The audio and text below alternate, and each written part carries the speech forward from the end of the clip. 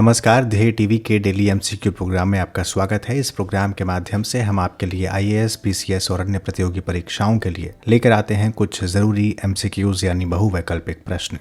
आइए शुरुआत करते हैं आज के कार्यक्रम की। देखते हैं पहला प्रश्न क्या है। हाल ही में भारत के भूस्थानिक ऊर्जा मानचित्र को लॉन्च किया गया है। इस मानचित्र का निर्माण प्रमुख रूप से किस संस्था ने किया है? आपके ऑप्शंस हैं A NITI Aayog, B geological survey of India, C पृथ्वी विज्ञान मंत्रालय या डी पर्यावरण वन एवं जलवायु परिवर्तन मंत्रालय। इसका सही उत्तर है ए नीति आयोग। नीति आयोग ने इसरो के सहयोग से तथा भारत सरकार के ऊर्जा मंत्रालय के साथ मिलकर एक व्यापक भौगोलिक सूचना प्रणाली जिसे जीआईएस कहते हैं उस ऊर्जा मानचित्र को विकसित किया है। यह जीआईएस मानचित्र देश के सभी ऊर्जा संसाधनों की एक समग्र तस्वीर प्रदान करता है जो पारंपरिक बिजली संयंत्रों, तेल और गैस के कुओं, पेट्रोलियम रिफाइनरी व कोयला क्षेत्रों तथा कोयला ब्लॉकों जैसे ऊर्जा प्रतिष्ठानों का चित्रण करता है। ये मानचित्र देश में ऊर्जा के सभी प्राथमिक एवं माध्यमिक स्रोतों तथा उनके परिवहन नेटवर्क की पहचान करने, उनका पता लगाने का प्रयास करेगा। ये एक ऐसा अनूठा प्रयास है जिसका उद्देश्य कई संगठनों में बिखरे पड़े ऊर्जा डेटा को एकत्रित करना है और उसे चित्रात्मक ढंग से प्रस्तुत करना है। प्रश्न संख्या 2। हाल ही में चर्चा में रहे कुशीनगर के संबंध में निम्नलिखित में से कौन सा या कौन से कथन सत्य हैं? 1. इस क्षेत्र का संबंध बौद्ध धर्म से है जहां धर्म चक्र परिवर्तन की शुरुआत मानी जाती है। 2. ये बौद्ध सर्किट का केंद्र बिंदु है। आपके ऑप्शंस हैं ए केवल कथन 1 सही, बी केवल 2 सही, सी 1 और 2 दोनों सही या डी न तो 1 न ही 2।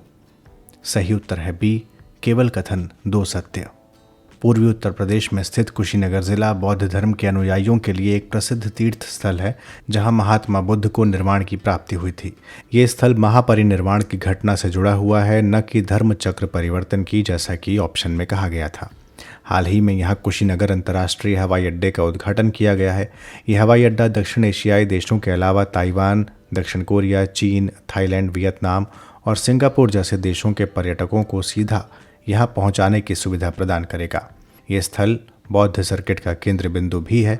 बौद्ध सर्किट स्कीम को स्वदेश दर्शन स्कीम के तहत आरंभ किया गया जिसमें लुम्बिनी, बोधगया, सारनाथ, कुशीनगर, श्रावस्ती, राजगीर, सनकीसा और वैशाली जैसे स्थल शामिल हैं। प्रश्न संख्या 3। निम्नलिखित में से किस चोटी का नाम बदलकर माउंट मणिपुर रखा गया है?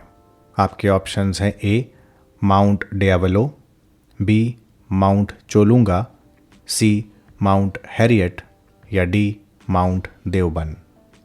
सही उत्तर है सी माउंट हैरियट।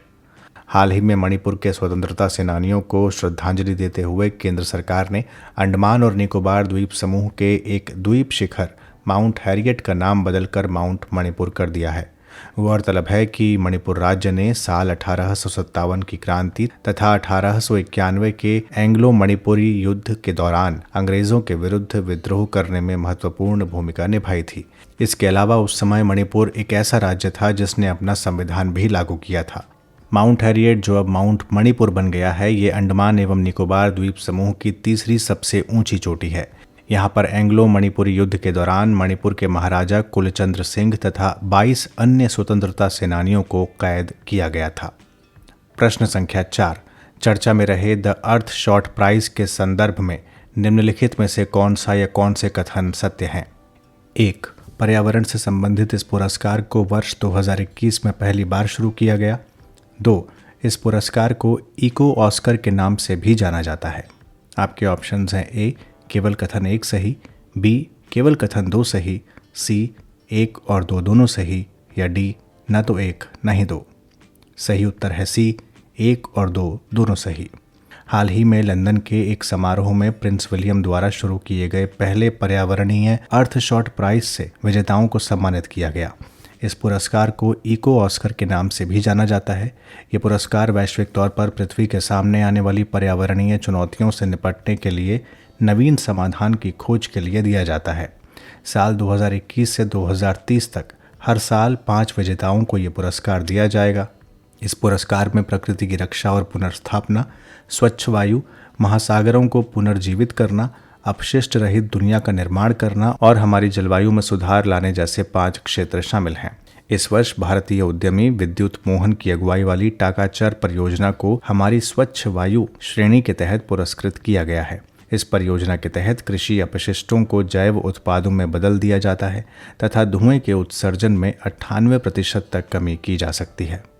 और आज का अंतिम प्रश्न, प्रश्न संख्या 5, निम्नलिखित में से किस देश द्वारा विश्व प्रसिद्ध कैम्ब्रियन पेट्रोल अभ्यास आयोजित किया जाता है? ऑप्शंस हैं A USA, B United Kingdom, C Australia या डी फ्रांस। सही उत्तर है B United Kingdom. Cambrian patrol अभ्यास एक वार्षिक अंतर्राष्ट्रीय सैन्य पेट्रोलिंग अभ्यास है जिसे विश्व भर की सेनाओं के बीच सैन्य पेट्रोलिंग ओलंपिक के रूप में भी जाना जाता है। इसे पहली बार अगस्त 1960 में वेल्स प्रादेशिक सेना के मेजर जनरल लेविस पग द्वारा आयोजित किया गया था। कैम्ब्रियन पर्वत पर लंबी दूरी की मार्चिंग सुविधा को ध्यान में रखकर इसे एक प्रशिक्षण कार्यक्रम के तौर पर आरंभ किया गया था। इस अभ्यास में भाग लेने वाली टीमों को 48 घंटे से भी कम समय में 50 मील के कोर्स को कवर करना होता है। हाल ही में भारतीय सेना की गोरखा राइफल्स फ्रंटियर फोर्स को वेल्स में आयोजित इस अभ्यास में स्वर्ण पदक से सम्मानित किया गया है। तो ये थे आज के 5 MCQs। आपके कितने प्रश्न हुए सही और कितने हुए गलत, ये जानकारी हमें कमेंट बॉक्स में ज़रूर दें। जल्द हाजिर होंगे एक नए कार्यक्रम के साथ। इजाज़त दीजिए। नमस्कार।